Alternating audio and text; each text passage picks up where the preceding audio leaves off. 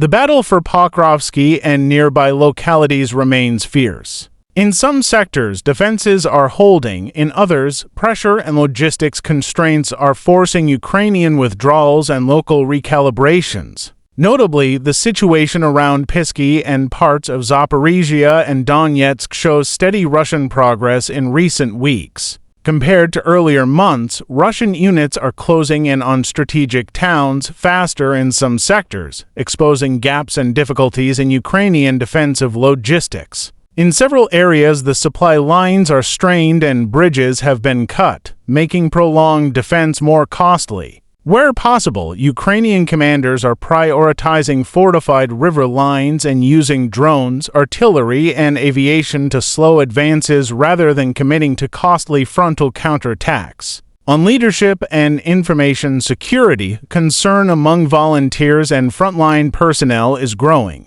A senior Ukrainian officer, who has a large social presence, recently posted live tactical maps and unit positions on a popular short video platform. Veterans, volunteers, and many serving personnel believe this was a serious operational lapse. Public disclosure of dispositions can endanger soldiers and compromise plans. It's the kind of mistake that must be corrected quickly to protect lives. Propaganda and misinformation remain problems on both sides. Russian media released footage claiming the destruction of a Ukrainian radar system, but open-source analysts suggest the vehicle shown was a decoy. Conversely, Russia has continued to employ Iskander strikes that can be difficult to intercept and have caused real damage when successful. The fog of war persists. Careful verification is essential. Finally, a quick note on the broader political stage. Russian leadership continues to showcase strategic weapons and hold nuclear exercises as a deterrence message. Western and U.S. officials have responded with sanctions and public skepticism. Former U.S. President Donald Trump dismissed Moscow's nuclear saber-rattling as posturing and emphasized conventional deterrence, a statement that underlines how international rhetoric moves faster than on-the-ground realities. In the meantime, both propaganda and armed actions feed a dangerous feedback loop that heightens tension without delivering meaningful resolution.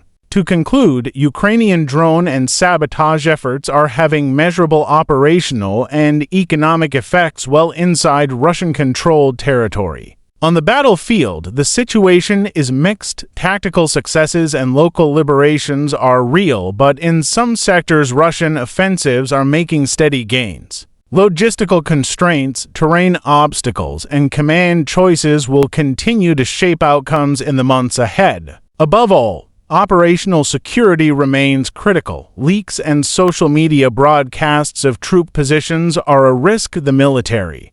Hello everyone. Let's begin today's update with some encouraging developments coming from occupied Crimea. Once again, Ukrainian drone units demonstrated remarkable precision, striking multiple pieces of Russian military infrastructure. Footage shows at least one S-400 air defense vehicle struck and likely damaged. Nearby radar installations, including a P-18 radar station, were also hit. The strike scene includes a highway leading to the facility and what appears to be a Russian landing ship in port. Thermal signatures from the ship's engine compartment suggest it may have been operating or recently active when struck. Despite being moored, whether damaged or disabled, the attack underlines how Ukrainian drone operators are reaching targets well beyond the immediate front line. We also have imagery from Luhansk showing large fires at fuel storage facilities. Several tank farms and oil depots appear to be burning. The footage is not always focused on technical details, but the impact is clear. Ukrainian forces are systematically targeting fuel and logistics hubs that sustain Russian operations. This campaign isn't limited to the front. Over the last 48 hours, drones struck targets inside the Moscow region and beyond. There were concentrated fires in a park district in Moscow, not like a wildfire, but a small, intense column of dark smoke consistent with a targeted strike.